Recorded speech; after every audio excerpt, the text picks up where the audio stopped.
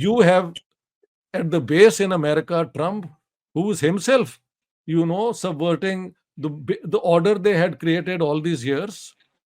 इधर हम्म, जो जंग हुई इंडिया पाकिस्तान की, उसमें अब आप सेलिब्रेट करें एक अपनी बात है, लेकिन एक बात प्रूव हो गई कि पाकिस्तान के पास एरियल ये भी वही इशू सुपीरियरिटी कर रहे थी। हैं। आज मैंने वो उनके सुब्रमण्यम स्वामी को भी कहते सुना है कि हाँ, 5 जहाज पाकिस्तान ने गिरा लिए हैं। तो हम्म, ये एक और फैक्टर है जो किसी ने एंटिसिपेट नहीं था किया। मैंने भी नहीं था किया। मुझे डर था इंडिया अटैक करेगा तो पाकिस्तान स्मैश ना हो जाए, and I hmm, was very concerned. लेकिन ऐसे तो नहीं हुआ। या पाकिस्तान इमर्ज्ड वेल। उन्होंने स्ट्राइक यहाँ की, वो की, लेकिन हमने एरियल जो उनके गिराए हैं जहाज, ये बड़ा एक शैटरिंग एक्सपीरियंस है। हम्म, अब आप कहते हैं कि ये रिलीजियस फंडामेंटलिज्म, ये वो, इसका भी मेरी एक अपनी थ्योरी है कि कोल्ड वॉर के दौरान अमेरिकन ये एनालिसिस था कि मुस्लिम ममालिक के अंदर एक ब्रॉड मिडिल क्लास नहीं है। जब ब्रॉड मिडिल क्लास नहीं है, और यहाँ पे देखें अरब नेशनलिज्म थी, वो भी secular nationalist regimes pro socialism ला रहे थे। इधर hmm, Jawaharlal Nehru was into socialism. Non align movement जो थी, वो दोनों ब्लॉक से अलग रहती थी। तो इन सूरत में मुसलमानों को कैसे कोऑप्ट किया जाए? तो इन्होंने एक थियरी बनाई कि in the Muslim world, to combat secularism and communism, you have to support Islamic movements. और सऊदी अरेबिया उसका सेंटर बना, पाकिस्तान में जमात इस्लामी उसका, उसमें नत्थी हो गई। इस तरह इन्होंने इंडोनेशिया के अंदर अंदर जो कत्लेआम कम्युनिस्टों का कराया 500,000, ये सब या के सामने है। ठीक है, देखिए यहाँ नहीं, पे मेरी सर। बात सुनिए, लेट मी कम, आई जी जी, just about 2 minutes more. Okay. और इस पाकिस्तान को जो इस्लामिक रिवाइवल हुआ, जमात इस्लामी और इनको इन्होंने किया, बाद में अफगान जिहाद इन्होंने पाकिस्तान से करवाया ना। पैसा यहाँ ठोक ठोक के, यहाँ पे इस्लाम जो होता था वो ऐसे ही था। मैं when I was a child, मुझे अब्बा जी ले जाते थे वो, ये क्या कहते हैं यार, पुराने ओल्ड सिटी के बाहर होता था रेड, ग्रीन ग्रीन पैच। तो वहां हम्म, पे, यहाँ पे पोइट्स जो हैं वो अपनी पोइट्री सुना रहे हैं। यहाँ पे मुनाजरा हो रहा है, एक एथिस्ट और एक बिलीवर जो है वो मुनाजरा कर रहा है। तो इस्लाम भी था, लेकिन लोग ओपन बात भी किया करते थे। हाँ जी, ये बट सारी, थिंग्स मैं कह रहा हूं कि ये इस्लाम का रिवाइवल जो है, उसमें दो, ये American US policy has played havoc with whatever sort of Islam we had historically devised। एक तो अरबों का राइट। इस्लाम है ना, एक वो इस्लाम है जिसमें सोफिस्टिकेशन आ गई, हाँ जी, पोइट्री आ गई, म्यूजिक आ गया, उसको इन्होंने नलीफाई कर दिया। अब यहाँ पे अब आपसे मेरे से बात करें कि हमारा जो इस्लाम आज का है, ये एक इंटरनल है और एक ये एक्सटर्नल, इसकी मैनिपुलेशन है। ये डायमेंशन तो बिल्कुल बहुत इंपॉर्टेंट है। ब्रिगेडियर साहब जरा ये अपने डॉक्टर साहब से यहाँ पे इम्पोर्टेंट जो चीज इस वक्त हमारे सामने आ रही है कि वो जो कॉलोनियल मास्टर्स ब्रिटिश जो बॉर्डर्स छोड़ के गए, एक तो वो रीसेट होने का वक्त आ गया है। It's a question mark. Number two, जो वेस्टर्न पॉलिटिकल थॉट है उसकी डोमिनेंस रही है थ्रू कैपिटलिज्म। चाइना के राइज ने उसे चैलेंज किया है कि एक parallel system can also be as successful as that model, politically, economically. तो उससे ये जो सारी चेंजेस आई हैं, आप कैसे देख रहे हैं इस सारी सूरत हाल?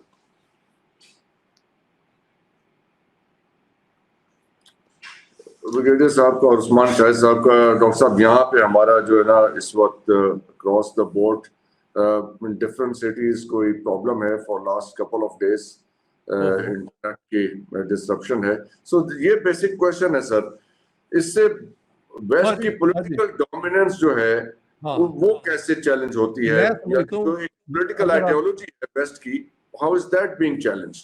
जी। Well I think, as you rightly, very rightly point out, कि ये जो बॉर्डर्स वो छोड़ के गए हैं, जहां भी गए हैं उन्होंने लोगों के डिस्प्यूट जो है ना उनको एक्सेंचुएट ही किया जाते हुए, बजाय कि उनको सॉल्व किया जाए। तो इंडिया पाकिस्तान, इंडिया चाइना की ये बॉर्डर के ऊपर जो पोजीशंस रही हैं, इंडियंस का इस पे एक हॉकिश पोजीशन है, लेकिन मेरे ख्याल से Chou En Lai came with a very workable offer, जो उन्होंने उसको ठुकरा दिया, आप कह सकते हैं। अब मुझे इंडियन कहते हैं कि वी आर डाइंग, कि वही वाली जो ऑफर थी वो कहीं एक्सेप्ट हो जाए, बट वो वो क्या कहते हैं, अब पछतावत क्या होवत जब चिड़ियां चुग गई खेत। अब चाइनीज जो है उनकी अपनी एक वर्ल्ड पावर, इकोनॉमिक पावर बन चुके हैं, वो मिलिट्री पावर बन चुके हैं, तो उनके अब इंडिया के अंदर वो वाला बैलेंस नहीं है। जी ऊपर से उन्होंने जंगें भी हराई हैं इंडिया को। हाँ जी। सो जी इन दिस सिचुएशन, मेरे ख्याल से अगर मैंने इंडिया जब गया हूं ना 2 दफा, I have said look, you claim के you are a very old civilization, हमें तो हम मानते नहीं ना। चलो कहते नहीं नहीं जी, तो मानने असी, you are part of us. खैर चलो, it was very sweet of them. मैंने कहा old civilisation, China old civilisation, why can't you rise above ये जो कॉलोनियल हैंगओवर है, एंड और है। सेटल सोफिस्टिकेटेड सिविलाइजेशन जो है, उनमें इतनी कैपेसिटी होनी चाहिए कि आप इसको वर्कआउट कर लें। और इसी तरह मैं समझता हूँ पाकिस्तान जिस तरह बन गया है, इसको चाइना एक्चुअली इस्तेमाल भी करता है अपनी पावर को मैनिफेस्ट करने के लिए। I am not saying in a negative manner, in a balance of power manner मैं बात कर रहा हूँ। तो राइट। पाकिस्तान के बॉर्डर्स भी जो हैं, मेरी एक पोजीशन है, आई डोंट नो कितनी वो गलत है, लेकिन मेरे ख्याल से कभी भी अगर पीसफुली ये रिजॉल्व हुआ पाकिस्तान का ईस्टर्न बॉर्डर, तो line of control should become the international border. और जैसे कसूरी प्लान था, इसको रिलैक्स कर दिया जाए, आना जाना शुरू कर दिया जाए।